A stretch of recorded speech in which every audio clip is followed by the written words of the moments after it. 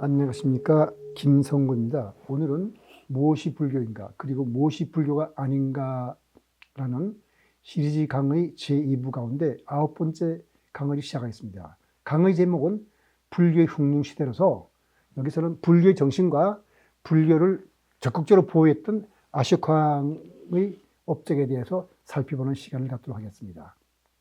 불교가 인도 땅에서 존속한 것은 부처님 자신이 깨달음을 전한 기원전 6세기부터 1203년 이슬람의 침공으로 비끌라마 슐라 대학이 불에 타고 승려들이 살해될 때까지라고 볼 수 있습니다. 그리고 유명한 나란다 대학은 비끌라마 슐라 대학보다 10년 전에 이미 이슬람의 침공으로 불에 탔습니다. 그 나란다 대학이나 비끌라마 슐라 대학은 아주 큰 대학들이었는데 이때 철저히 파괴되어 가지고 대학은 6개월 동안이나 계속해서 불에 탔다고 합니다. 그러니까 불교가 인도 땅에 존속하던 1800년 가운데 특별히 불교의 흉흉시대라고 할 수 있는 것은 마우리아 왕조의 아쇼카 왕 때부터 나가르주나 때까지라고 볼 수 있는데, 나가르주나는 여러분들 아시겠지만은 우리가 한자어로 용수보살이라고 부르는 사람입니다. 불교의 성립과 발전의 엄표와 지도를 살펴보면 대략 이렇게 말씀드릴 수 있겠습니다. 그 표의 원시불교가 된 것은 옛날에 쓰던 말이고 지금은 그냥 근본불교라고 그러죠. 그러니까 근본불교와 부파불교, 대승불교, 밀교 이렇게 나가서 쭉 표가 있으니까 참고로 그냥 보시기로 하고요. 다음으로 넘어가겠습니다.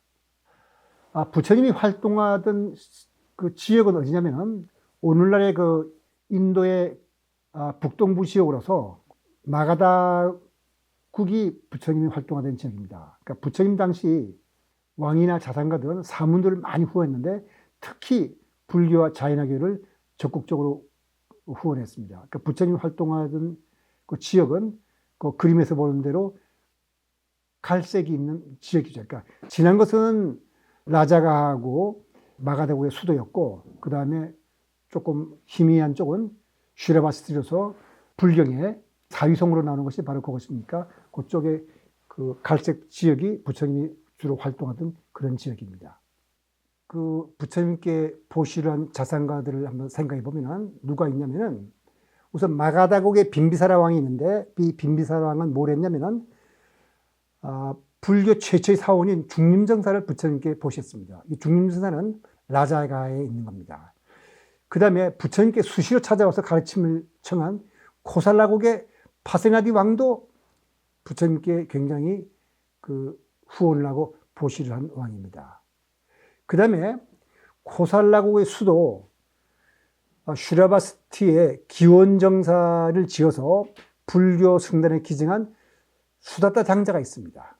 그 다음에 또 누가 있냐면은 코살라국의 사위성 동쪽 교회에 녹자목 강당을 건립한 미갈라 장자의 어머니 비샤카가 있고, 이 외에도 불교는 일찍부터 상류층의 지지를 많이 받았습니다. 이걸 역으로 말하면 불교는 도시와 상류층을 기반으로 발달한 종교라고 말씀드릴 수 있겠습니다. 그러니까 농촌의 뿌리가 약했던 거죠. 인도의 상류층에서 이토록 적극적으로 불교를 후원했던 것은 부처님의 사상이 그만큼 혁신적이었고 깊었기 때문입니다. 불교가 어느 정도 혁신적이었는지 간단히 정리하면 다음과 같습니다.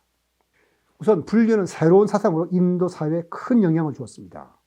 여성과 수드라에게도 문호를 개방했는데, 수드라보다도 하위 계급의 불가촉 천민이, 그러니까 우리는 보통 바라문, 크샤트리아, 바이샤, 수드라 4개급을 하는데 수드라보다도 더 하위 계급이 있습니다. 그걸 불가촉 천민이라고 하는데, 그 불가촉 천민 출신이 불교 수행자가 되어서 바라문이나 왕으로부터 존경을 받아서 인도 사회에 큰 충격을 주었습니다.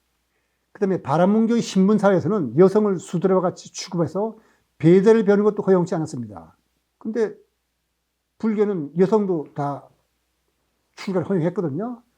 근데 참고로 말씀드리자면 훗날에는 불교와 힌두교가 서로 영향을 주고받으면서 불교가 나중에 오히려 여자도 성불할 수 있는가 하고 논의할 정도로 퇴행하게 됩니다.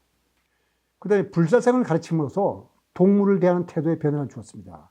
그러니까 바라문교는 원래 제사 지낼 때 공의제라고 해서 동물을 죽여서 그 제사를 지내는데, 나중에 그 바라문교가 힌두교로 변신하면서 힌두교에서도 바라문교의 전통에 따라서 종교의식을 지키고 제의를 지내긴 하지만 공의를 반대하고 상징적인 제물을 바치고 육식을 금합니다. 이것은 다시 말해서 생명 있는 것을 존중해서 생명을 함부로 해치지 않는 것을 힌두교에서 받아들이는 건데, 그것은 결국 불교와 자인학교의 영향 때문이라고 볼 수가 있겠습니다. 지금까지는 주로 현세 이익이나 내세에 좋은 곳에 태어나기 위해서 절대적 존재에게 제사, 주문, 기도를 드리는 의식을 해왔지만, 불교는 스스로 수행을 통해서 인격의 완성을 이루고 거기에서부터 깨달음을 얻는다고 가르치고, 이성적 사유와 스스로의 체험을 중시해서 미신적이던 종교 생활에 큰 변화를 가졌습니다. 이것은 역설적으로 나중에 살펴보겠습니다만 불교가 인도에서 사라지게 되는 원인 중 하나가 되기도 합니다. 그다음에 불교는 깊고 체계적인 철학으로 인도 지식인들에게 지적 자극을 줬습니다. 그래서 우파니샤드를 비밀교의라고 하는 것은 스승이 제자에게 무릎을 맞대고 귓속말로 가르침을 전한다는 뜻으로 나온 말이거든요. 근데 불교는 그게 아니고 개방적이었습니다. 우파니샤드 현자들이 다친 교육과는 달리 불교는 열린 교육을 함으로써 문화의 대중화에 크게 기여했습니다. 그리고 이러한 정신은 훗날 날란다 대학과 같은 세계적인 대학을 세우고 수학의 발전을 이뤄서 21세기 현대 문명의 탄생에도 직접적으로 기여를 하게 됩니다. 여기에 대해서는 제가 제 10강에서 말씀드리기로 하고, 이 강의에서는 아쇼카 왕의 업적을 통해서 불교의 중도 사상이 미친 영향을 살펴보도록 하겠습니다. 불경도 있고 불교도 됐지만 19세기 말까지 석가모니가 역사적으로 실존했던 인물인지 아닌지가 분명치 않았었습니다. 그런데 1896년 라나 장군과 독일의 고고학자 휠레가 인도 북부에서 아쇼카 석주를 발견하고 비로소 룸비니 위치를 확인했습니다. 다시 말해서 부처님이 역사적인 인물이라는 것을 결국은 알게 만든 사람이 아쇼카 왕인 것이죠. 그래서 아쇼카 왕이 석주로 인해서 부처님이 역사적으로 실제한 인물임을 밝히는 확고한 증거를 찾은 셈이 되겠습니다. 그 다음에 인도의 마우리아 제국의 3대 황제로서 즉위한 아쇼카 왕은 국정에 부처님이 가르침을 적극적으로 도입해서 불교를 포기하기 위해 외국의 전법사를 파견하기로 했습니다.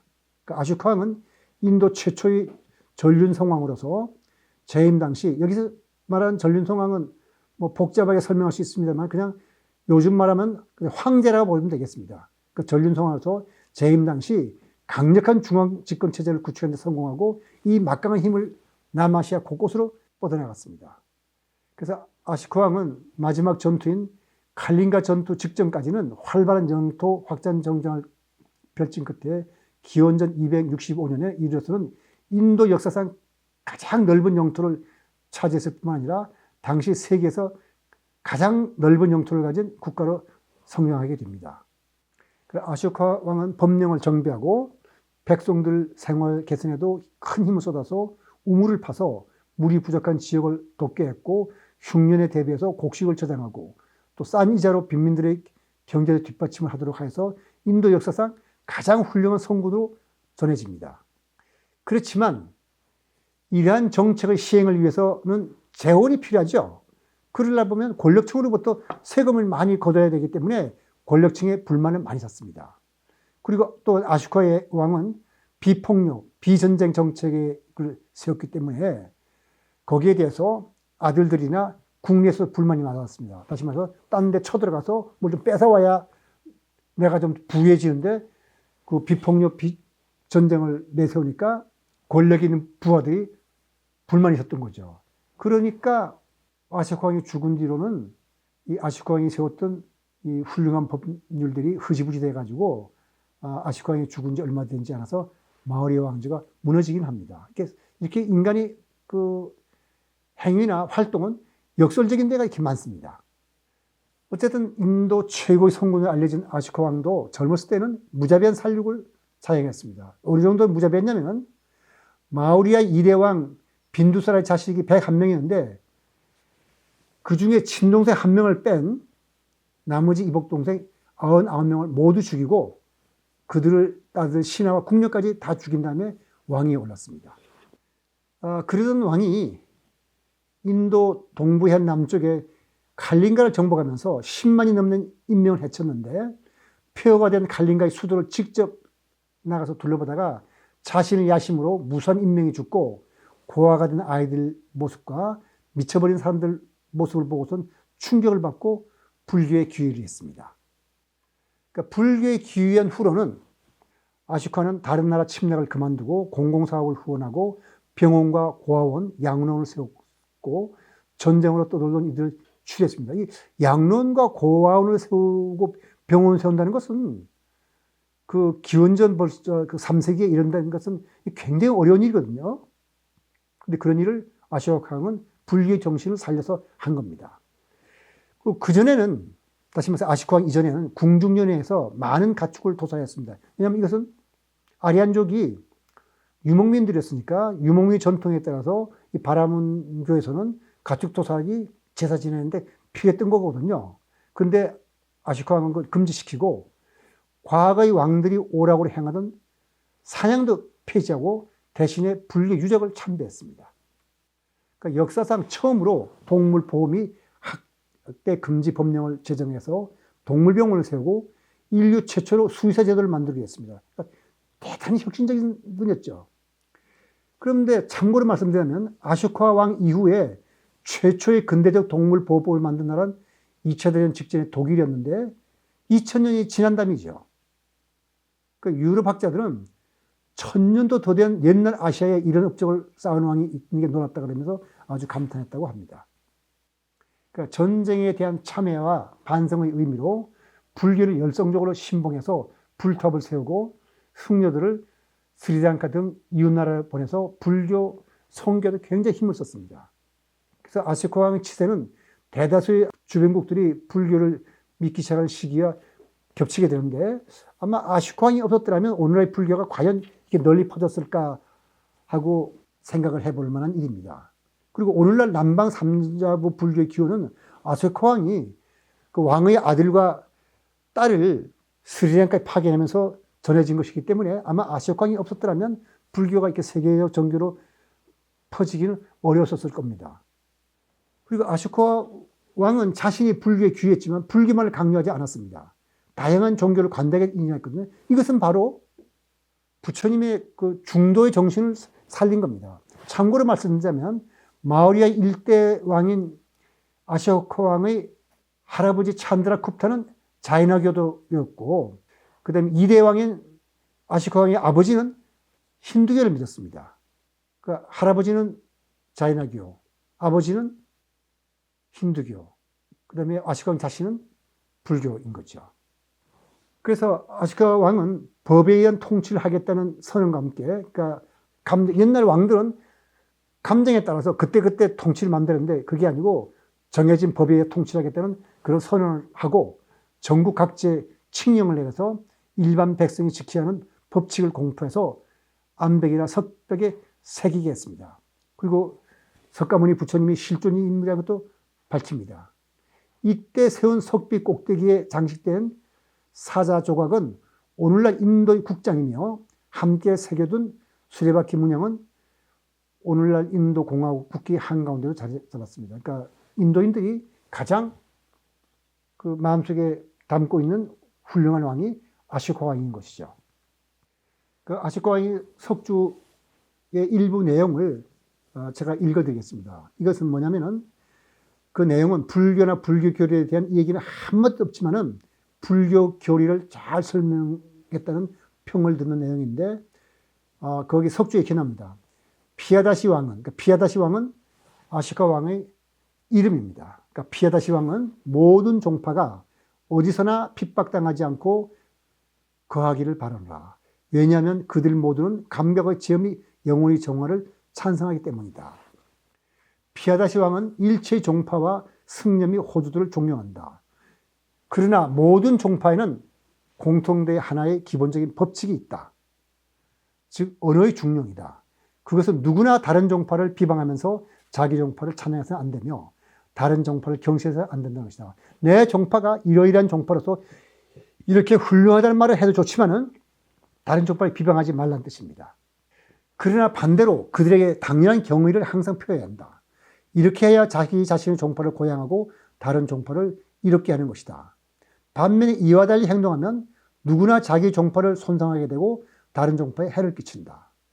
내 종파가 훌륭한 종파라는 걸 말을 하기 위해서 다른 종파가 나쁘다고 말한다면 오히려 내 종파를 해를 끼친다는 그런 뜻입니다. 자기 자신의 종파를 찬양하고 다른 종파를 비방하는 사람은 자기 자신의 종파를 빛내기 위한 충성심으로부터 그렇게 하지만 실제로 이렇게 행동함으로써 그는 오로지 자기 자신의 종파를 손상할 뿐이다. 그러므로 오직 평안은 좋은 것이니 모든 사람은 기꺼이 다른 사람의 의견을 경청해야 한다. 이런 의견을 아쇼카 왕이 모든 종교의 종파에게 보낸 겁니다. 그리고 불탑을 많이 건립했는데 부처님은 생전에 뭐라고 하냐면 자기 자신이 열반에 들다 하더라도 자기를 신격하지 말라 그랬습니다. 그런데도 사람들은 그 말을 듣지 않고 부처님이 열반에 있을 때는 8나라의 왕이 와서 부처님의 사리를 8등분을 해서 가져가서 각 지역에 탑을 세웠습니다. 그 탑을 관리한 것은 제가자들로서 사람들이 탑 주위에 모여서 부처님의 얘기를 하면서 불전문하게 생겨나고 부처님의 공덕을 찬양하고 예배를 했습니다. 근데 마우리의 시대에 접어들 무렵에는 특히 아쇼카 왕이 8곳에 있던 풀탑을 전국 곳곳에 세웠어요. 그러니까 아쇼카 왕 전에는 8곳에 있던 풀탑인데 그 아쇼카 왕은 다시 풀탑을 전국 각곳에 다 세우고 성지를 순례하면서 이제 돌아다니다 보니까 점점 풀탑에 대한 숭배가 일반의 대중화되면서 결국은 이 풀탑이 신앙의 대상이 되게 됩니다.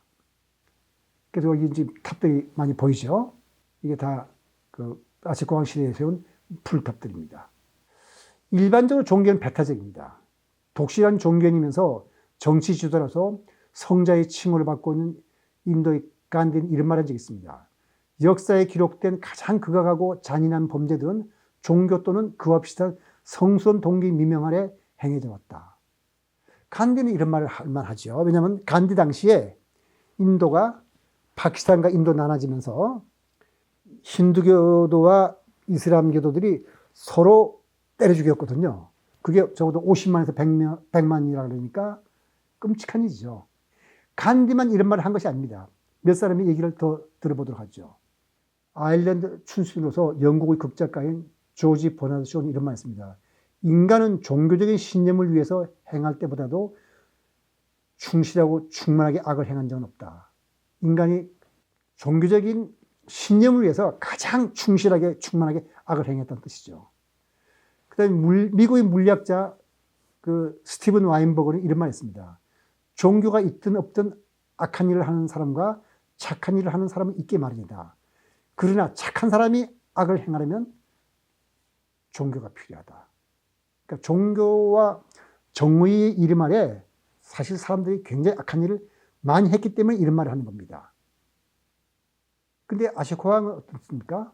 이 사람들이 말한 것과는 다르게 행동했죠. 그래서 앞서 제가 말했던 간디나 버나드 쇼나 스티븐 와인버그 같은 사람들이 한 말은 과장이 아닙니다. 역사적인 사실을 살펴보면 이 사람들은 진실을 말하고 있으면 알 수 있습니다. 종교 전파에서 피를 흘리지 않는 것은 불교가 유일하다고 볼 수 있습니다. 물론 이 말에 다 동의하지는 않을 겁니다. 그렇지만 실제로 역사적인 사실을 보면 적어도 불교 종단의 이름 아래서 불교를 전파하면서 피를 흘린 적은 없습니다. 물론 지금은 미얀마에서 그 이슬람교를 탄압을 하고 있는데 그럼 불교가 탄압한다기보다도 미얀마의 군사정권이 탄압한다고 봐야겠죠. 그래서 부처님이 설한 관용의 정신은 부처님의 장님 코끼리 만지기 우화와 아쇼카 왕의 속주에 잘 나타나 있는데 불교의 이러한 관용 정신은 앞으로 물질 문명이 발달함에 따라서 더욱 빛을 보게 될 것입니다. 그래서 오늘 강의 여기서 마치도록 하고요. 다음 10강에서는 불교가 학문적으로 어떻게 세계의 문명의 발달에 기여했는지를 살펴볼 예정입니다. 오늘 강의 여기서 마치도록 하겠습니다.